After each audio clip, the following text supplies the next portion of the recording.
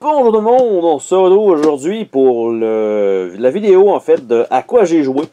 Normalement c'est une vidéo mensuelle, donc à chaque fois qu'un mois est terminé, je fais un peu le petit check-up de chaque jeu en fait qui a été joué à tous les mois. Et donc, comme le confinement est arrivé sensiblement au mois de mars, ben en fait il y a eu très peu de parties. En fait il y avait la première partie de mars qui a été faite. Par la suite, on a eu droit à un mois d'avril très, je veux dire, peu fourni en jeu. Même chose pour le mois de mai, ça a redébuté un peu en juin. Et maintenant, juillet est fait, qui était un mois sensiblement complet. Donc, on en a quand même, j'ai une grosse pile à côté. Donc, on va passer à travers des jeux, la note là, pour laquelle, en fait, je leur ai accordé, évidemment, comme je fais d'habitude. Et donc, on commence ça. Le premier jeu qui a été joué, en fait, je vais dans l'ordre chronologique, en fait. Et c'est en fait Kick-Ass, donc The Board Game, mais la version bande dessinée, non pas la version film. Attention, il y aurait pu, je ne sais pas s'il y a eu un autre jeu de Kick-Ass, il me semble que non. Et en fait, Kick-Ass, c'est un jeu qui a été publié par Cool Mini or Not, Simon, Common, peu importe le nom que vous lui donnez. Et en fait, le jeu lui-même est un jeu coopératif, un petit peu deck building, mais pas une grosse partie. Quand même assez intéressant, dans lequel vous devez jouer les deux alter ego du même personnage. C'est-à-dire, si vous jouez Kick-Ass, ben vous êtes quand même un étudiant qui est à l'école, qui va lui permettre de gagner certaines habiletés lorsque vous utilisez la partie, je veux dire, sans costume. Donc, normal, vous pouvez aussi aller travailler. Mais vous avez aussi la partie avec costume qui va vous permettre de faire des combats. La problématique du jeu, c'est un jeu qui joue de 1 à 4 joueurs. Semblerait qu'à 4 joueurs, c'est totalement, en fait, d'après moi, impossible de gagner. En solitaire, c'est extrêmement difficile selon le plateau de jeu. À 2 joueurs, je crois que c'est peut-être le plus optimal pour peut-être gagner. Donc déjà en partant, c'est quand même particulier. À 3 joueurs, ça doit être un petit peu trop difficile. En fait, si vous allez sur Board Game Geek, par exemple, vous allez voir que ce jeu-là a plusieurs topics que est-ce que c'est possible de gagner. Donc déjà en partant, c'est pas bon signe. En fait, le jeu, je crois que c'est possible, mais je donne une bémol, c'est que les dés sont pas... C'est même pas du 50-50, comme je pense que c'est du 40-60 comme probabilité de réussir votre coup. Donc déjà en partant, c'est très faible. Donc tous les combats, il faut être chanceux pour les réussir. Et déjà, c'est très limite. Comme, même si je pense, il faudrait faire le test, si je gagne tous les combats sans rouler de dés, genre je réussis comme si j'avais fait des roulements parfaits, est-ce que c'est possible de gagner? Je suis même pas sûr moi-même. Donc, pour ce jeu-là, lui-même, je vais aller voir, je n'avais pas regardé la note avant de commencer, donc c'est quand même bien. Je lui avais donné un 7.2 parce que le matériel est quand même extrêmement efficace. La boîte, elle est très bien remplie de matériel. C'est quand même joli, la grosse map et tout ça. Il y a même des mini-boss au travers et le jeu se joue comme en 2 actes parce que vous devez faire des missions pour réussir à, je vais dire, triggerer le boss. Et en fait, si vous ne vous rendez pas à cette étape-là, ben vous avez perdu. Mais si vous vous rendez à cette étape-là, ben là, le boss aussi a trois genres de missions à faire. Vous pouvez en réussir 2 sur 3. Quand mon souvenir, c'est quand même une coupe de mois j'y ai joué. Mais somme toute, l'expérience était quand même intéressante à 2 joueurs. En solo, comme j'ai dit, je crois que c'est un petit peu trop difficile. Il y a trop d'ennemis. Donc, pour arriver à optimiser tout ça, et en plus, c'est qu'il y a une partie que vous devez... En fait, quand vous démarrez la partie avec tout dépendant de votre personnage, vous commencez à des endroits différents. Et au début du jeu, il vous faut quand même des objets pour être plus efficace. Et les objets sont totalement en haut de la map.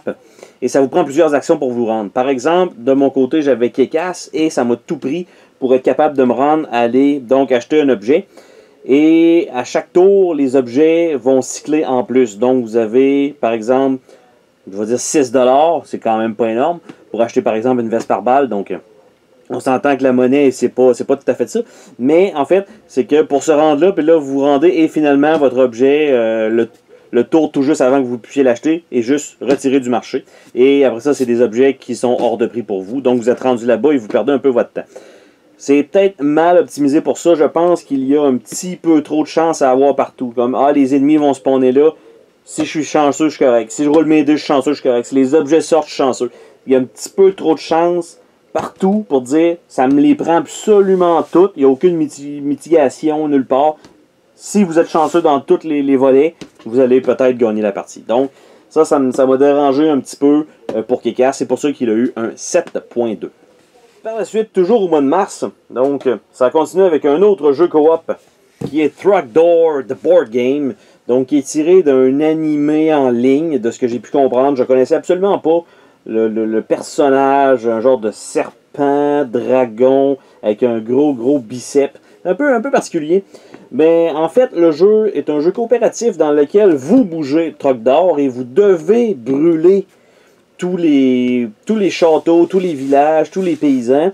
Mais il faut faire attention parce qu'il y a des ennemis donc vous ne pouvez pas attaquer, dont les chevaliers et les archers. Vous ne pouvez pas les éliminer. Mais eux vont bouger selon un certain pattern. Et donc il faut découvrir en fait les maps et les utiliser, comme par exemple les passages, les cavernes. Donc vous pouvez vous déplacer sur la map qui est, je crois, peut-être... Je ne sais pas si on peut la faire aléatoire, mais du moins il y avait déjà un preset dans le scénario. Donc c'était une version Kickstarter. Malgré tout, le matériel est quand même de bonne facture. La seule chose c'est qu'il faut savoir, c'est que visuellement sur certaines composantes, ce ne sont que des dessins croquis à la main, parce que c'est ça un peu le thème du jeu, donc c'est un peu particulier.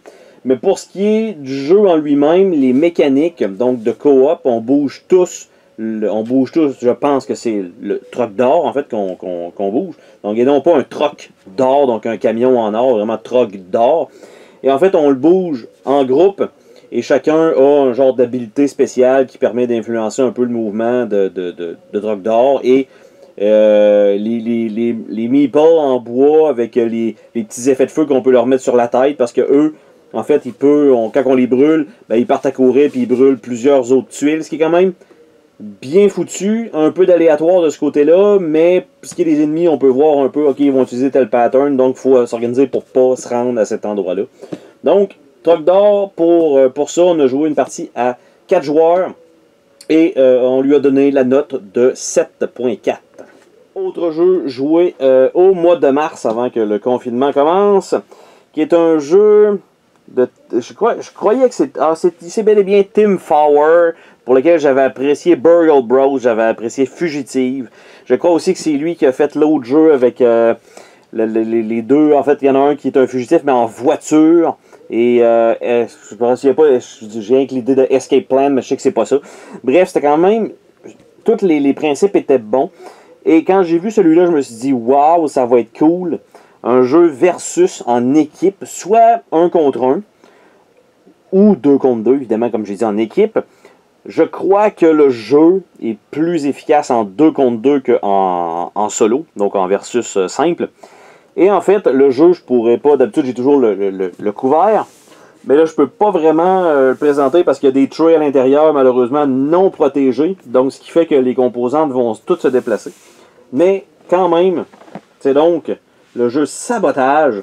La boîte elle-même sert à faire un écran entre les deux équipes sur la table. Et donc, Sabotage, en fait, une super grosse boîte totalement hors format, parce qu'elle s'ouvre un peu en deux comme ça, donc c'est un peu particulier, mais pour faire des écrans. Toutes les trays sont à l'intérieur avec les plateaux, donc on donne directement ça à une équipe. Et en fait, le jeu, on a fait une partie. Littéralement, les règles sont totalement affreuses pour comprendre le fonctionnement du jeu lui-même. Puis j'ai même regardé ma note parce qu'il me semble que c'était quand même relativement bas malgré tout. Le matériel est quand même très cool, à part que les petits murets en bois, ce sont les mêmes que dans Burgle Bros, donc ce sont les mêmes genres de composants qui sont utilisés ici. Beaucoup de figurines, je vais dire plus ou moins utiles pour le visuel de tout ça. Surtout que, comme on voit juste une moitié je vais dire une moitié de plateau. En fait, on voit, c'est le même plateau, un en face de l'autre. Mais par contre, nous, on voit uniquement nos personnages qui tentent de faire quelque chose et les autres de l'autre côté. Et donc, en fait, vous allez avoir des espions qui vont tenter d'aller arrêter les ennemis qui sont les autres joueurs qui, eux, doivent démarrer des machines de la mort. Et l'affaire, c'est que ça va tout avec des champs de vision et des cartes et des dés qu'on peut utiliser pour faire certaines actions. Donc, tout dépendant de ce qu'on veut faire, ça se peut qu'on ne puisse pas le faire. Donc, déjà en partant, ça peut être frustrant pour certains. Si vous avez, je crois que nous, quand on a joué, il y a une équipe qui est peut-être plus simple à jouer comme première partie, ceux qui vont tenter d'arrêter les autres, parce qu'eux se cachent tout le temps, tandis que les autres peuvent les attaquer.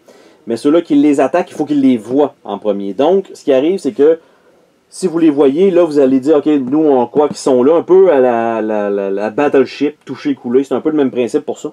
Et là, vous voyez que, ah bon, ils sont là, il y en a un des deux joueurs qui est dans cette case-là. Sauf que eux vont bouger après, puis là, c'est comme, OK, il est plus là, OK, il y a une possibilité d'avoir été dans 4 directions possibles, et là, on vient de perdre la trace. Tandis que eux, à chaque fois que les méchants bougent, ben là, on doit, exemple, activer une flashlight. J'utilise la flashlight en regardant dans cet angle-là. Est-ce que je t'ai vu? La réponse, c'est non. Eux savent d'où j'ai lancé ma flashlight. Donc, par défaut, il y a tout le temps... Eux savent toujours où les méchants sont, tandis que l'inverse est pas vrai. Donc, et c'est le genre de jeu qu'on peut débloquer des pouvoirs avec nos personnages et tout ça. Et il faut avoir joué 2-3 parties pour comprendre, OK, c'est comme ça que ce jeu-là fonctionne. C'est pas intuitif dès la première partie. Déjà, le livret d'instruction est dégueulasse. Vraiment, vraiment pas efficace. Mais en plus de ça, la complexité de comprendre que nous, on peut faire ça, eux, de l'autre côté, vont faire ça. On n'a pas le même but. C'est pas nécessairement symétrique tel quel, mais il y en a un qui c'est plus facile à jouer comme première partie que l'autre équipe. Donc, ce qui fait que le jeu en tant que tel, je vais pas dire donne un goût amer, c'est pas tout à fait ça. Les règlements avoir été mieux expliqués, on aurait probablement mieux compris rapidement et on n'aurait pas eu besoin de faire une première partie qui a fait comme ah, ok, c'est ça. Il y a une équipe qui a eu beaucoup de plaisir parce que les autres se sont cachés et ont réussi. Et l'autre équipe qui ont défendu, ben, ont rien pu faire, comme j'ai dit, parce qu'il fallait soit qu'ils tirent aléatoirement en espérant toucher quelqu'un, ce qui fait un peu pas de sens. Mais après ça, après avoir discuté, ben on se rend compte que oui, il y a une façon de jouer de ce côté-là, mais il faut comprendre, et c'est pas expliqué malheureusement dans les règlements, ce qui fait sa note un peu basse, qui était de 6.8 sur 10, donc pour sabotage, malheureusement. Par la suite, comme le confinement était débuté, alors ça a été plus des parties solo, malgré que je pensais en faire beaucoup plus que ça, et au final, pas vraiment. J'ai fait une partie, en fait, que j'ai enregistrée, donc qui est disponible sur la chaîne de Twin Star série 1. Donc là, bien sûr, c'est dans un emballage comme ça, parce que tous les jetons sont dans une petite pochette, et les cartes sont dans un petit semi-portefeuille. Donc Twin Star, qui est un jeu que j'avais déjà joué avant, qui a une note présentement que je lui ai donnée de 6.6 sur 10, qui est uniquement un jeu solo. Le visuel n'est pas super attrayant, c'est un jeu un peu de chance avec quelques petits choix possibles pour activer ou non des capacités très très très minimes. Somme toute, quand même relativement efficace, mais je crois que selon le type de jeu, ça aurait peut-être été mieux dans une petite boîte, quelque chose comme ça, des tuiles un petit peu plus intéressantes que les cartes, un artwork un petit peu plus joli. Je pense que côté comme ça aurait été un petit peu mieux, malgré que j'ai la version Deluxe avec les jetons en bois. Le jeu reste correct, c'est pas un jeu comme extrêmement impressionnant. C'est un jeu solo aussi, donc somme toute, donc Twin Star avec un 6.6. J'ai continué mon périple des jeux solo un peu plus tard, donc au mois d'avril, donc comme j'étais seul, et je me suis dit pourquoi pas essayer quelques jeux, soit en version solitaire ou que j'avais déjà joué dans d'autres versions. En fait, il y en a un que j'apprécie particulièrement en solo, qui est jouable uniquement solo ou à 2 joueurs.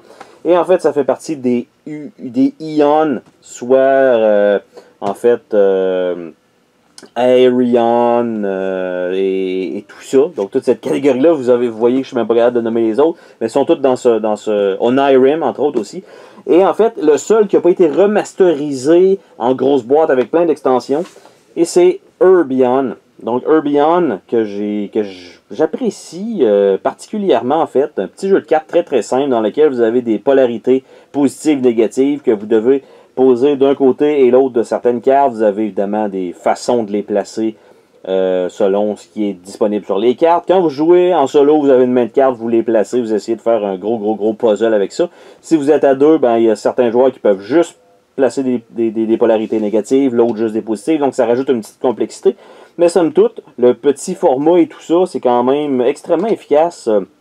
Et la boîte un peu va dans les deux sens, comme vous voyez, c'est quand même bien. Donc, Urbion, que j'avais déjà noté auparavant, et qui est toujours en fait efficace avec une très belle note, malgré le très peu de composantes et les dessins qui ne disent pas grand-chose, mais la mécanique, elle est excellente. J'y retourne quand même, je veux dire, régulièrement. Et il a quand même un 8 sur 10.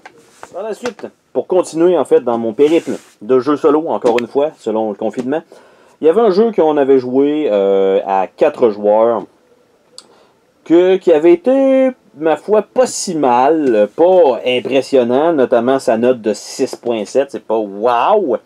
Et en fait, ça s'appelle Crypt. C'est un petit jeu, comme on voit, c'est un petit format.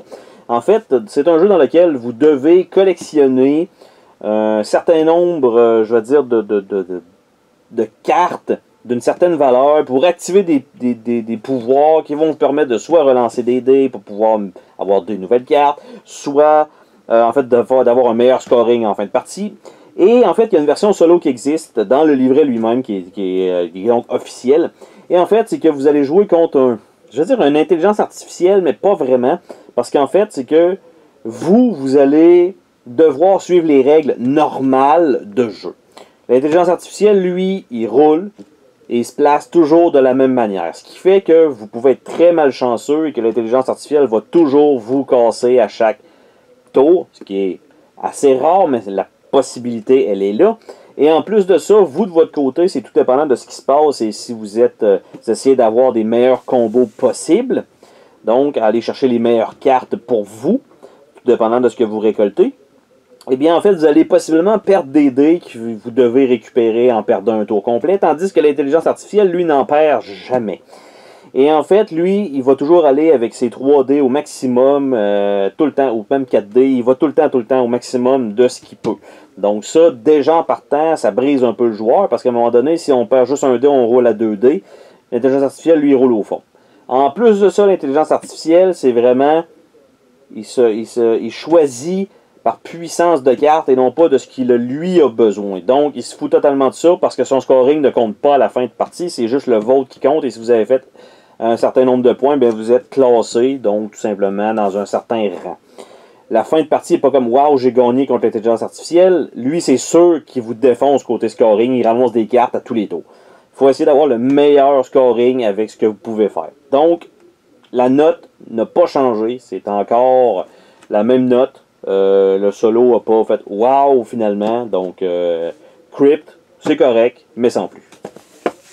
Par la suite, en fait, j'ai tenté de jouer quelques parties en ligne, en faisant un stream avec des amis pour voir si on était capable d'arriver à faire une partie. C'est sûr que il ne faut pas démarrer un jeu qu'on n'a jamais joué, parce que comme ça, avec l'explication des règles et tout, ça commence à être un petit peu plus compliqué. On ne peut pas avoir non plus un jeu où on a des informations cachées. Et j'ai tenté aussi de prendre des jeux dans lesquels en fait, on n'a pas non plus de roulement de dés nécessairement parce qu'on aime toujours, quand on joue, à avoir un certain contact physique avec les pièces. Donc, j'avais choisi 2 jeux qu'on a fait dans une partie de ce type-là. Le premier étant SOS Titanic, qui est un jeu jouable de 1 à 5 joueurs qui prend, là ici c'est marqué une trentaine de minutes. Pour se rappeler les règlements et tout ça, ça prend à peu près peut-être au total 45 minutes avec tout ça. Et ça se joue avec un livre. Et qu'on tourne les pages, vu que c'est en fait un Titanic et le Titanic coule, on a chacun un personnage qui peut utiliser une habilité spéciale. Et en fait, le jeu est pratiquement une version solitaire si vous jouez avec un jeu de cartes normal.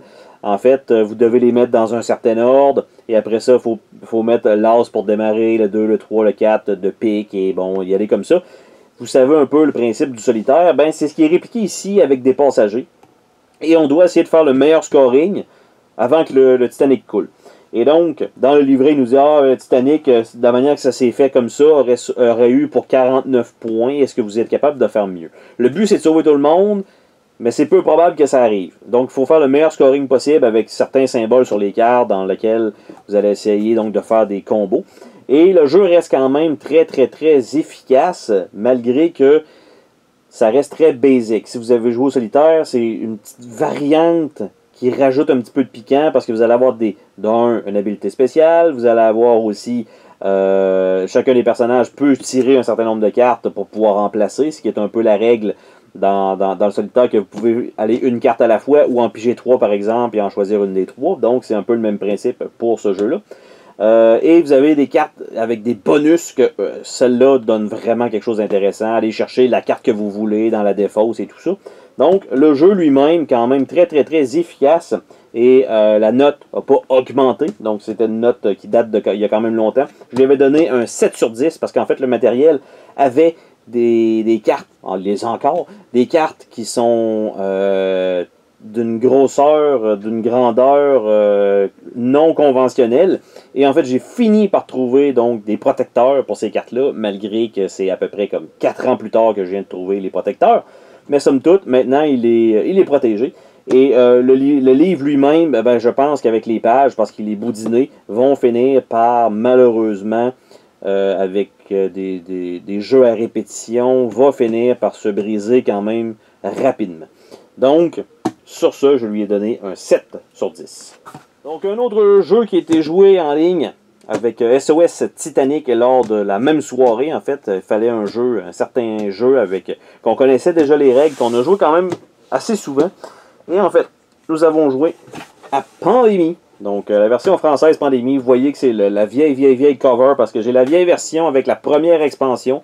Malheureusement, l'autre expansion, ou les deux autres qui sont sortis après, je n'ai pas pu m'y procurer parce que le visuel est changé. Donc, par contre, si c'est juste des personnages, ils ont été ajoutés dans cette version-là, et ça fonctionne très bien aussi. Dans notre jeu, en fait, ça a quand même super bien été. On a quand même perdu comme d'habitude, sensiblement. Donc, c'est ce qui arrive souvent dans Pandémie. Mais le jeu est encore fidèle à lui-même, reste très efficace malgré qu'il date quand même d'il y a un certain temps. Les mécaniques sont toujours cool. Et donc, c'était un 8.6 qui est quand même très, très, très, très fort. Matériel, la carte, c'est bien épuré. Ça se joue rapidement. Une fois qu'on connaît les règles, on met ça en place, ça se joue tout seul. On a joué quand même assez régulièrement, donc on n'a pas eu besoin de repasser dans les règles à n'en plus finir. La seule chose qu'on avait, dans cette version-là, normalement, de ce Pandémie premier du nom, on n'a pas le droit de se montrer les cartes. Donc, on a quand même essayé de donner certaines informations. On a joué à 2 joueurs comme si on était 3 joueurs, c'est-à-dire, moi je jouais mes cartes, l'autre joueur jouait ses cartes, et le troisième personnage, on jouait le personnage ensemble. Donc chacun prenait ses décisions, et le troisième joueur, on discutait pour lui faire le meilleur mouvement possible à son tour à lui. Donc pour ça, comme on peut quand même y jouer en ligne, ce qui ajoute une certaine facilité, mais le jeu était quand même bon. Donc ça reste un 8.6, donc la note n'a pas changé, c'est toujours extrêmement efficace, ce Pandémie. Par la suite, on a joué à un autre jeu coop, quand même, je veux dire, assez connu. Donc, Flashpoint Fire Rescue, ou Au Feu Pompier 911. Il y a une autre version, en fait en français, c'est un autre titre. Flashpoint Fire Rescue, très efficace dans sa version de base, peut-être un peu facile. J'ai joué à 2 joueurs, et en fait, on a joué vraiment juste un pompier chacun. Et je lui donne un 7.7. Je pense que sa note va quand même augmenter en essayant un placement aléatoire de la map de base, parce que la map de base commence toujours avec avec le scénario de base, je veux dire, c'est comme ça, les trucs aux mêmes places. Par contre, après ça, tout dépendant, les nids de feu qui vont commencer à différents endroits selon un roulement de dés. Là, thématiquement parlant, c'est sûr que on passe à un endroit, il n'y avait rien, et dès qu'on vient de passer, on roule des dés. Ah, finalement, il y avait un jeton en arrêt de nous. Ça fait pas de sens, mais on se dit thématiquement, il y avait peut-être de la fumée, on n'a pas vu, et là, finalement, la personne s'est réveillée, puis s'est mise à crier, donc il faut retourner donc d'un espace. Ça fait un peu bizarre, mais on essaye quand même de se créer une thématique par rapport à ça. Le matériel est quand même joli. Les personnages, bon, évidemment, dans cette édition-là, je crois que c'est la 2e édition, avec des personnages en plastique. Avant, c'était un peu plus laid que ça. Et donc, ça, les petits jetons, bonne facture quand même.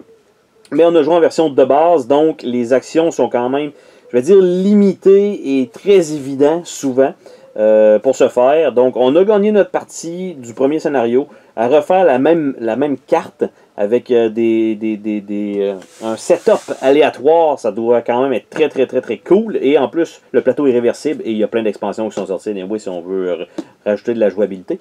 Par contre, la version Advance, je lui ai pas joué, qui ferait peut-être aussi monter un petit peu sa note.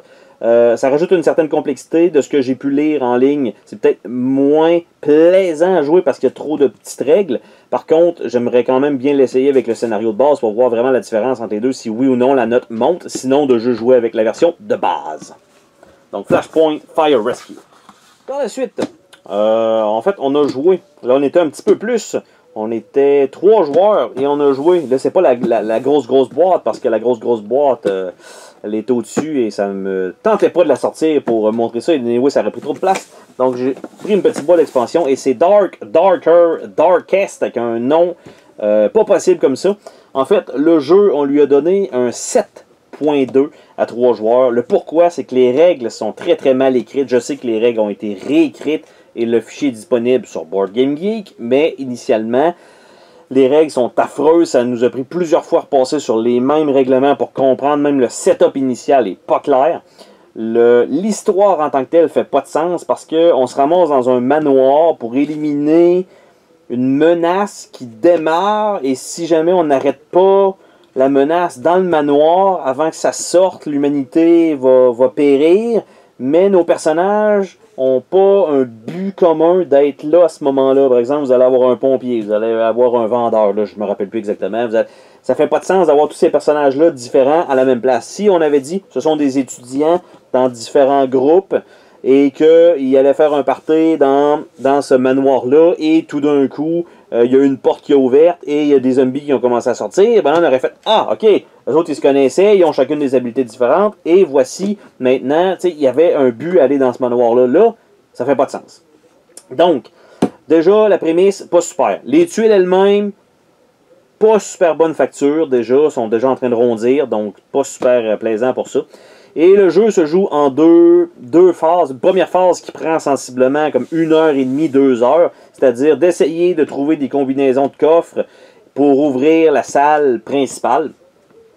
Et nous, on n'a pas réussi ça dans le temps imparti, parce qu'il y a quand même un certain nombre de tours maximal dans lesquels vous devez faire ça. Donc, c'est pas un jeu dans lequel vous devez tuer les zombies, c'est un jeu dans lequel vous devez les éviter le plus possible et d'arriver en fait à vous cacher, à sortir des angles de caméra qu'on pensait qu'ils étaient avec nous. Comment on va voir les caméras? Ben non, c'est contre nous. Donc, tout ça fait que le jeu est quand même assez difficile, très difficile entre autres, et on pensait vraiment bien s'en sortir et ça va avec l'effet de chance un peu de on tourne des jetons, ah finalement c'est 6 zombies, c'est le chiffre le plus gros que tu vas avoir et on arrive en fin de partie. Donc c'est un peu dommage pour ça. On avait une stratégie qui nous a cassé, donc on pensait utiliser par exemple un tour supplémentaire pour ouvrir un loquet et de la manière que ça s'est passé, ben, on a perdu cette avance-là d'un tour et on ne pouvait plus utiliser cette technique-là. Donc on a pensé pour essayer d'avoir le meilleur résultat qu'on essayait de faire et c'était possible. Malheureusement, ça n'est pas arrivé, mais on était proche d'ouvrir la salle finale. Mais là, ça tombe dans une deuxième partie, c'est-à-dire la salle finale. Dès qu'on l'ouvre, il faut envoyer quelqu'un chercher un vaccin. Et dès que ça c'est activé, il y a un boss final qui est un choix de 2 ennemis qui va arriver. Et lui ne doit pas se rendre au 4e coin de la carte. Et il faut l'éliminer le plus vite possible. Là, en sachant ça, on le sait que... parce qu'on ne le savait pas. En sachant ça d'avance, qu'il va y avoir un boss à ce moment-là qui trigger... ben, c'est sûr qu'on n'arrivera pas avec aucune arme à ce moment-là. Parce que là, même si on avait réussi ce qu'on essayait de faire, on n'aurait pas eu d'arme et on aurait donc fort probablement pas réussi cette deuxième partie-là. Le livret est très très mal expliqué, donc c'est pour ça que ça lui a donné sa note de 7.2. Je vais juste aller valider pour m'assurer que c'est bien ça. Donc c'était 7.2. Donc en plus, les figurines sont pas super bien définies. Malheureusement, il y en a quand même quelques-unes, mais les personnages se ressemblent pas. Donc, il y a 2 personnages avec un pistolet. Alors, on se dit, ah, c'est celui avec les lunettes. Ben, il n'y a pas de lunettes sur aucun des 2 modèles. Vous voyez un peu le genre. Donc, un petit peu dommage pour ça. Mais somme toute, il y a quelque chose de bon en arrière. Mais malheureusement, très très mal, je vais dire, exploité avec un mauvais livret, mauvaise composante, ce qui fait que il a un 7.2. Par la suite... on a joué en fait à 2 joueurs à un très très très gros jeu co-op de Cool Mini or Not qui a quand même été une belle surprise. C'est Cthulhu Death May Die. Donc je vais le mettre comme ça. Et voilà. Donc Cthulhu Death May Die qui est un jeu dans l'univers de Cthulhu. C'est H.P. Lovecraft. Et en fait, le livret de jeu paraît imposant alors que les règles sont simples, ce qui est quand même assez impressionnant pour un jeu de cette trempe-là. D'habitude, il y a tout le temps comme 30 pages de règles. Mais là, non, finalement, on était loin de ça. On était à peu près une vingtaine de pages quand même. Mais le jeu, des super belles figurines, mais pas à profusion, juste assez. Et le jeu lui-même, j'essaie de me souvenir, on a réussi le premier scénario contre Cthulhu lui-même. Et en fait, du côté des... Comment je pourrais expliquer ça? Du côté de la rejouabilité, je pense qu'elle est quand même minime. Et de là où je veux en venir avec ça, l'expérience va être bonne. Le boîte de base vient avec 6 épisodes. Chaque épisode a un certain nombre de cartes et des ennemis qui lui sont appropriés, pas vraiment, mais un certain nombre de cartes et des événements. Donc les cartes vont servir à souvent faire spawner des ennemis, par exemple, tandis que les cartes d'événements vont être des trucs qui vont se passer, dans lesquels il y a une résolution possible et que vous pouvez choisir de faire une action qui va permettre d'avoir soit un objet ou peut-être d'avoir un allié. Donc c'est un peu ce principe-là. Dans le jeu lui-même, vous allez avoir donc les cartes de spawn qui sont par un scénario. Vous en avez aussi des de base qui vont toujours être ajoutées. Après ça, vous avez donc les cartes d'événements comme j'appelle, qui en a 15 par épisode. Et en plus de ça, vous devez aussi choisir un boss, donc un ennemi final, qui va spawner, lui, toujours un peu de la même manière. Et donc, dans la boîte de base, on a le choix de 2 ennemis méchants, boss, et chacun vient avec son type de minions qui vient avec lui.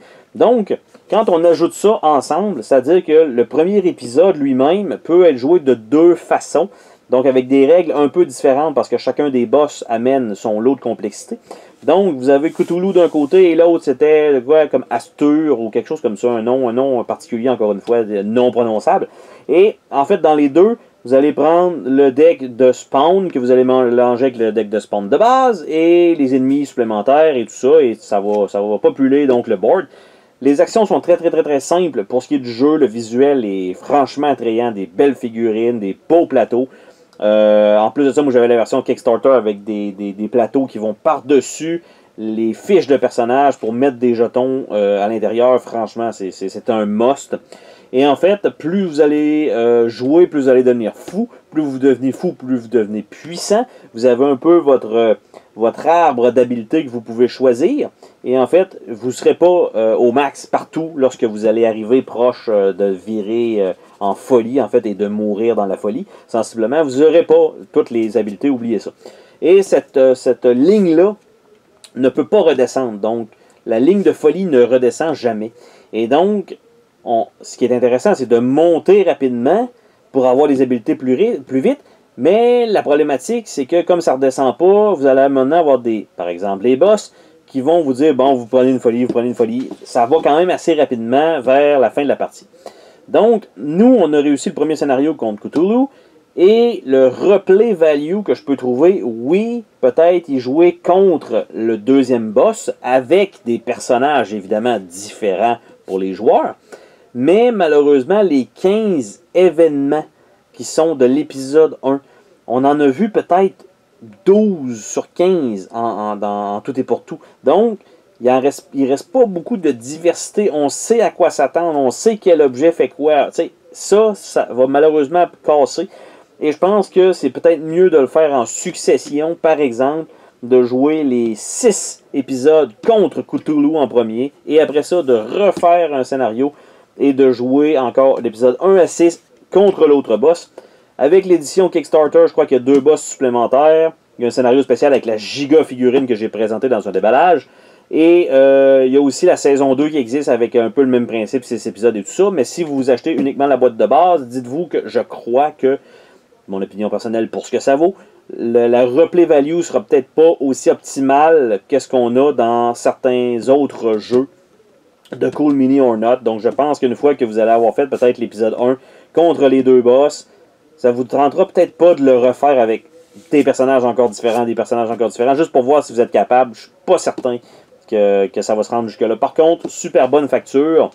Et avec une note de 7.8, donc bonne expérience. En fait, on s'attendait à quelque chose de beaucoup plus complexe. Et une fois qu'on a lu les règles, c'était très très fluide parce que la majorité des règles sont en fait sur les composantes elles-mêmes lorsque vous les pigez, tout ça, et ça se passe à ce moment-là. Donc ça, c'est quand même une très très belle façon d'amener plus de règles sans mettre ça dans le livret de règlement. Donc, Cthulhu Death May Die.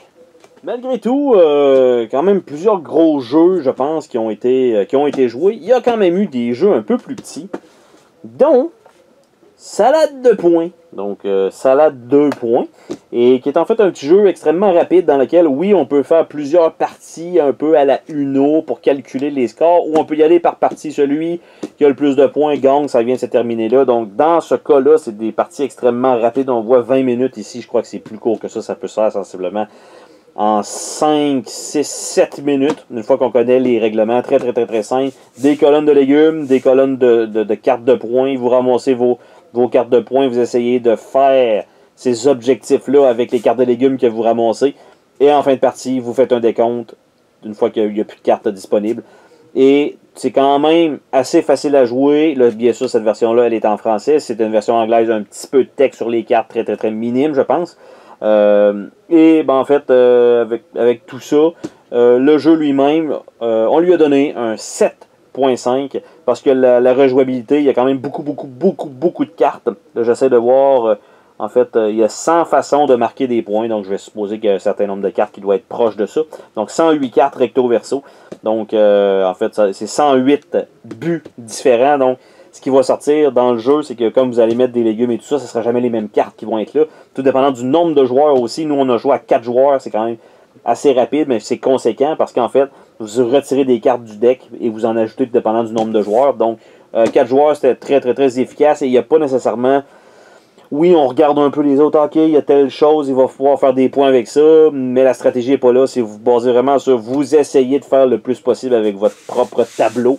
Et en fin de partie, celui qui a géré le mieux son tableau gagne tout simplement. Donc un 7.5 très très très rapide comme jeu.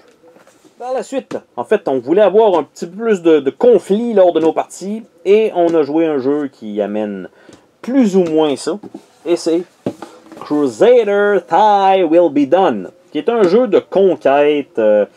de croisade en fait, et en fait vous bougez des chevaliers qui ont des pouvoirs différents, peut-être pas si bien balancés en grande partie, malgré qu'on a joué une partie à 4 joueurs, donc on peut pas dire non, c'était complètement débalancé.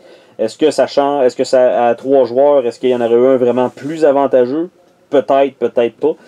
Nous dans notre partie, on a vu en fait toutes les spéciales semblaient très très très très forts, mais il fallait quand même que ça donne pour que ça fonctionne très bien. Donc, Crusaders, on bouge chacun, donc un chevalier ou des chevaliers qui vont essayer de prendre possession de certains territoires, qui vont donner, en fait, permettre la construction de bâtiments qui vont, eux, donner des spéciales, qui vont être soit des points, soit pouvoir faire du recrutement et des trucs comme ça. Et en fait, avec tout ça, ça va vous donner un certain nombre de points. Vous en récoltez aussi en faisant certaines actions. Vous pouvez aussi combattre des ennemis qui sont dans différents lieux pour être capable de récupérer des points. En début de partie, les ennemis sont beaucoup plus faibles, mais à chaque fois qu'on les bat, ils deviennent de plus en plus forts. Donc, pour tout le monde, en fait. C'est pas juste pour nous. Et c'est ce qui rend un petit peu le challenge là, de prendre aussi les territoires avant les autres, de conquérir, par exemple, les territoires, de battre l'ennemi pour pouvoir construire, mais l'affaire souvent, c'est que vous ne pouvez pas faire nécessairement les deux actions dans le même tour. Donc, si vous combattez les ennemis qui sont sur votre case, pour un certain nombre de points, ben, votre adversaire, lui, qui va arriver sur le territoire et il va construire lorsque vous êtes là, parce qu'il n'y a pas de conflit direct entre les chevaliers. On ne peut pas s'attaquer entre nous, on ne peut pas détruire les bâtiments des autres. Ce qu'on peut faire, c'est voler les points avant qu'eux puissent le faire. Donc, c'est un peu ça le principe du jeu lui-même. La carte est quand même visuellement, je vais dire, pas si attrayante que ça, mais fonctionnelle. Et les composantes sont très belles, les jetons en bois sont quand même très très cool. Et le plus efficace là-dedans, c'est la rondelle, qui est en fait des portions d'un cercle qui définissent vos actions. Et à chaque fois, vous allez avoir un certain nombre de jetons sur cette rondelle-là dans une section qui va vous permettre, si vous activez un des quartiers, donc, de prendre tous les jetons, et c'est la puissance de cette action-là. Et après ça, vous devez les distribuer un à un dans chacun des autres corps, dans chacun des autres quartiers, en fait, de cercle. Et avec tout ça, à chaque fois, vous allez avoir plus de jetons dans une autre section qui va être plus avantageuse à se dire, ah, je veux prendre celui-là pour faire un certain nombre, par exemple, de mouvements, un certain nombre de constructions, un certain nombre d'attaques. Donc, c'est comme ça que ça fonctionne. Donc, il faut gérer en plus ce truc-là et il y a une possibilité de les upgrader pour qu'il y ait deux actions possibles et donc de splitter vos jetons entre deux actions, mais vous pouvez activer un seul quartier par tour. Donc, c'est quand même assez cool comme principe et tout le monde a apprécié cette mécanique-là, ce qui lui a quand même valu la note de 8 sur 10. Le prochain jeu que j'ai joué en fait dans les derniers mois, qui est un jeu versus 2 joueurs seulement, pas solo, pas 4 joueurs, vraiment uniquement 1 contre 1. Et c'est Skulk Hollow, qui est en fait un jeu dans lequel vous allez soit jouer un titan, donc un guardian, qui est un gigaboss, qui a ses propres habiletés, ses propres attaques, sa propre main de carte, et un propre plateau lui-même qui définit votre gardien. Et de l'autre côté, l'autre joueur va jouer, je vais dire, les petits défenseurs qui sont sensiblement toutes des souris, là, normalement, ou des chats. Je me rappelle même pas, vous voyez un peu le principe. C'était les petits personnages, je vais les appeler comme ça, qui, eux, vont avoir un deck de cartes pour eux-mêmes. Ils vont choisir un leader qui a une capacité spéciale, qui n'est pas extrêmement puissante, mais qui est quand même là. Et vous avez un certain nombre d'unités de chaque type, par exemple un archer, vous avez aussi un voleur, vous avez aussi un chevalier, qui ont chacun une capacité spéciale. Vous avez aussi des cartes mouvement, qui sont mélangées, tout ça, des cartes pouvoir et tout ça. Et eux, en fait, vont essayer d'éliminer le gardien, tandis que le gardien, lui, doit éliminer soit le leader, ou un objectif qui lui appartient. Dans le jeu de base, il y a 4 gardiens et il y a un seul et unique peuple central, donc les petits personnages. Il y en a un seul groupe possible. Et il y a une map centrale de 9 espaces. Donc normalement, on commence chacun dans un coin de la map. Et on doit donc, comme j'ai dit, les petits doivent attaquer donc le gros gardien en avançant sur sa case et en embarquant sur son plateau. Donc là, on tombe sur le plateau de l'ennemi et en fait, on peut bouger pour attaquer certaines parties qui vont l'empêcher de faire des attaques. Ce côté-là fait très penser à Shadow of the Colossus qui est sorti sur PS2 en version remaster sur PS3, peut-être même PS4. Ça fait beaucoup penser à ça. Le principe est quand même très bon pour cette partie-là. De l'autre côté, le Guardian, ben lui doit soit faire son objectif, qui est différent dépendant du gardien que vous choisissez, ou bien doit battre le leader. Le leader peut uniquement être attaqué s'il est seul sur une case. Donc, évidemment, la stratégie, c'est de ne jamais le laisser seul en tant que tel. Mais il peut attaquer parce qu'il est quand même très, très, très, très fort, le leader que vous choisissez normalement. Le jeu lui-même, moi, je lui ai donné un 7 sur 10. Les composantes, c'est super beau. Chacun des Guardians a son deck de cartes, a chacun ses jetons en bois moulé qui correspond un peu à tout ça. Du côté des petits personnages, il y a un deck qui va toujours être le même, sauf le leader qui va être différent. Et là-dedans, les petits personnages sont tellement petits que ça a pris un petit imprimé sur le devant de chacun pour indiquer, ok, ça c'est tel type, ça c'est tel type. Eux autres ont manqué quand même de détails, clairement. Le livret d'instruction est pas super bien fourni, je pense.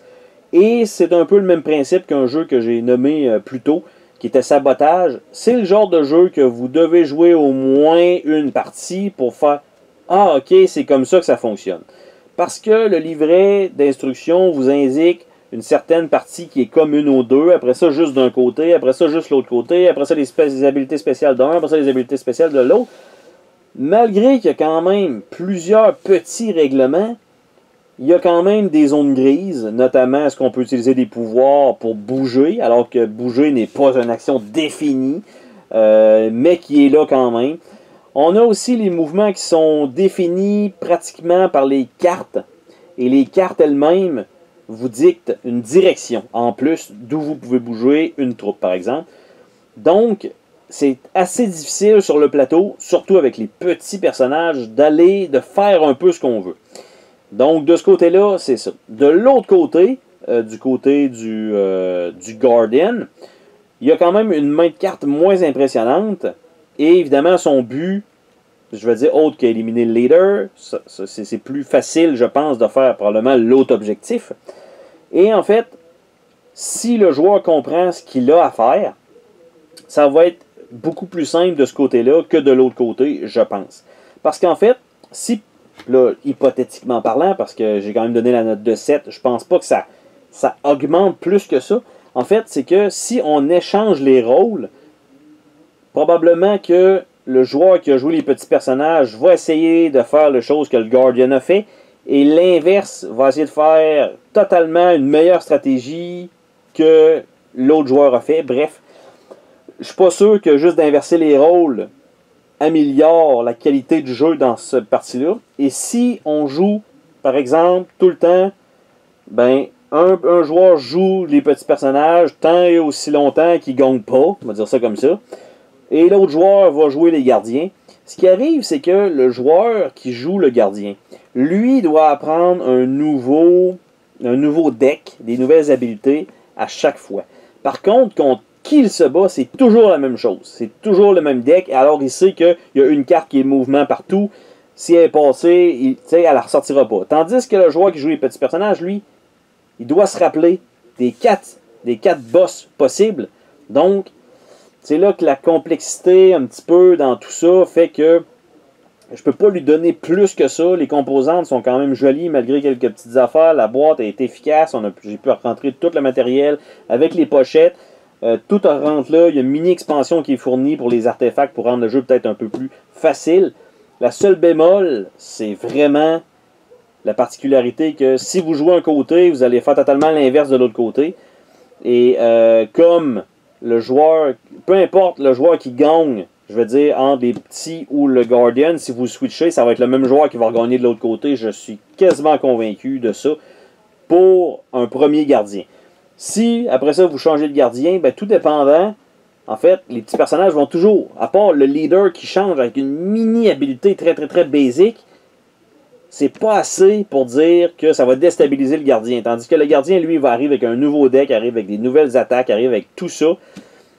Donc, quelqu'un qui est habitué, je vais dire, pas nécessairement à maximiser ses mouvements et tout ça, va être beaucoup plus dans ses pantoufles en jouant en tant que Guardian et que l'autre joueur ne sait pas qu'est-ce qu'il doit faire pour venir à bout du gardien, tandis que le gardien sait clairement qu'est-ce qu'il a à faire et connaît clairement les cartes du petit peuple. Donc, je pense qu'il aurait pu avoir les mêmes personnages utilisés pour les petits personnages, mais avec peut-être des races différentes, ce qui aurait fait peut-être un meilleur match-up de ce côté-là, mais ils ne sont pas allés aussi loin là-dedans, donc ça lui vaut une note de 7 sur 10. Par la suite, il y a un petit jeu rapide, en fait rapide. Ça a pris plus de temps que prévu, qui a été joué, qui est extrêmement difficile, qui s'appelle The Lost Expedition. Donc, très très très efficace, malgré que très simple.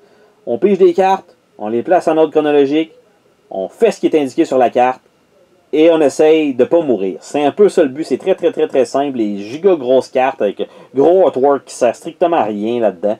C'est vraiment le chiffre et les habiletés, en fait les buts qu'on a atteints. Il y a des choses qu'on est obligé de faire, il y a des choses qu'on peut choisir de faire, puis il y a des choses on a le choix de le faire. Attention, c'est quand même différent. Il y a un truc qu'on doit absolument faire qui, notamment, souvent dommage les personnages, à moins d'avoir gagné d'autres cartes préalables. La deuxième chose à faire sur les cartes, c'est de choisir une des actions qu'on est obligé de faire, mais il faut en faire une de ces actions-là. Et en troisième lieu, il y a parfois une possibilité d'une action optionnelle qu'on peut décider de faire ou pas, tout dépendant. Et on doit gérer la nourriture, de la vie et des munitions. Et tout ça, malgré tout, on s'est rendu à peu près à la moitié de notre expédition de se rendre à Eldorado. Et on est mort dans de lamentables souffrances, parce que c'est un peu ça le jeu. Vous réussirez pratiquement pas du premier coup, sauf si vous avez manqué beaucoup de règles.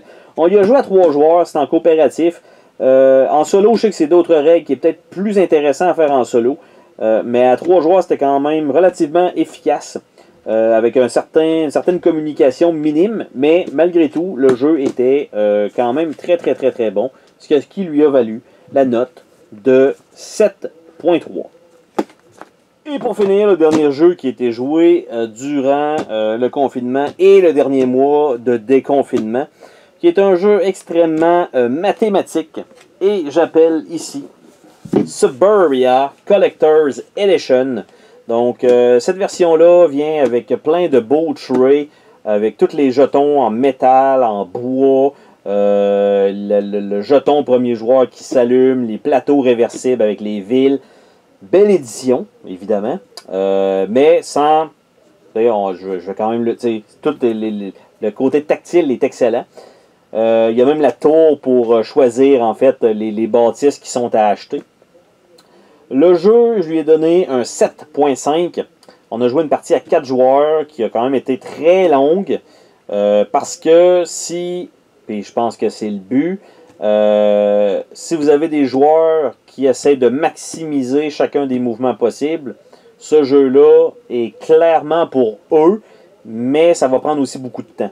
Parce que chaque tuile que vous pouvez acheter a elle-même un pouvoir qui, si est à côté de quelque chose d'autre, va s'activer, qui va aussi activer possiblement la case d'à côté parce que vous venez de placer ce type de tuile-là à côté. En plus de ça, dans le plateau, vous avez peut-être des habiletés qui vont s'activer parce que vous venez d'ajouter cette tuile-là. Mais en plus de ça, ça se peut que tous les autres joueurs aient aussi des habiletés qui vont s'activer parce que vous venez de placer ça dans votre plateau. Donc, ça fait beaucoup d'étapes à valider pour avoir un certain nombre de points à chaque fois.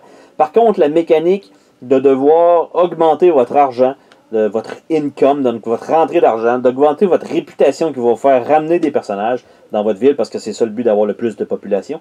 Et à chaque fois qu'on atteint certains plateaux de la population, l'entrée d'argent et la réputation descendent de 1 tout le temps. Donc quelqu'un qui joue vraiment fort à avoir juste des rentrées en fait de personnes, pour avoir une population vraiment plus haute en début de partie, ben il va quand même avoir de la misère à avoir un income et une réputation haute qui va lui permettre, lui, d'avoir des bénéfices à chaque tour. Et vous devez quand même bien gérer votre argent parce que si vous le dépensez tout d'un coup, ça va être là, on va d'en récupérer assez pour commencer à faire autre chose. Et le jeu lui-même, donc, c'est un peu ça le principe. Vous devez construire votre ville. Le jeu est extrêmement efficace, je pense. En fait, j'ai joué à la version web après avoir joué à cette version physique. Et tout est calculé automatiquement, ce qui rend la chose beaucoup plus facile parce que malheureusement, malgré qu'on essaie de calculer et de faire les trucs dans l'ordre, on oublie des choses, on oublie de prendre des points, on oublie de prendre l'argent. Tu sais, il y a plein de petits trucs comme ça parce que il y a trop de choses, il y a trop de calculs dans le jeu et c'est pas intuitif entre ok, ça faut que je check ça. Okay. Donc chacun doit regarder son plateau. Probablement que si on était les 4 à avoir joué, bon, lui fait son tour, est-ce que tu as tout calculé tes bonus et tout le monde calcule pour voir si on arrive tout au même résultat de son nombre de points à ce tour-là. Si la réponse c'est oui, ben on le sait qu'on a fait la bonne chose. Ça rend le jeu beaucoup trop long et un peu moins intuitif, ce qui enlève un petit peu de plaisir. Malgré tout, les composantes super belles, les mécaniques sont bonnes, mais ce côté calcul-là lui a donné donc la note de 7.5. Donc avec tout ça, ça fait le tour en fait du mois de mars à juillet pour ce qui était des parties jouées. Donc ça en fait quand même énormément, malgré tout. Et ça fait un plaisir de vous présenter tout ça avec les notes. Bien sûr, ce n'était que des opinions personnelles. Je vous ai donné un petit peu les notes que je donne sur Board Game Geek. Il n'y a pas de barème. C'est vraiment un peu la note. Puis quand je regarde les paliers, ah ben 7.2, qu'est-ce qui se retrouve là-dedans? C'est effectivement, il n'y a pas un jeu qui est comme vraiment meilleur avec une note de 7.2. Ça se trouve à être pas mal tout du 7.2 qui est meilleur que du 7.1.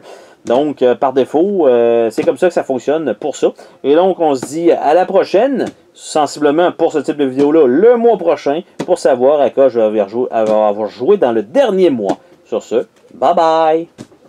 Oh, attends, pars pas de même. Je veux te remercier d'avoir regardé la vidéo. N'oublie pas de t'abonner si ce n'est pas déjà fait. N'hésite pas à laisser un commentaire sur la vidéo, ça me fait toujours plaisir de te lire. Tu peux laisser un petit pouce bleu vers le haut, juste ça, ça fait ma journée. Je t'invite également à visiter mes autres chaînes et à visiter mon Patreon. Merci pour ton soutien.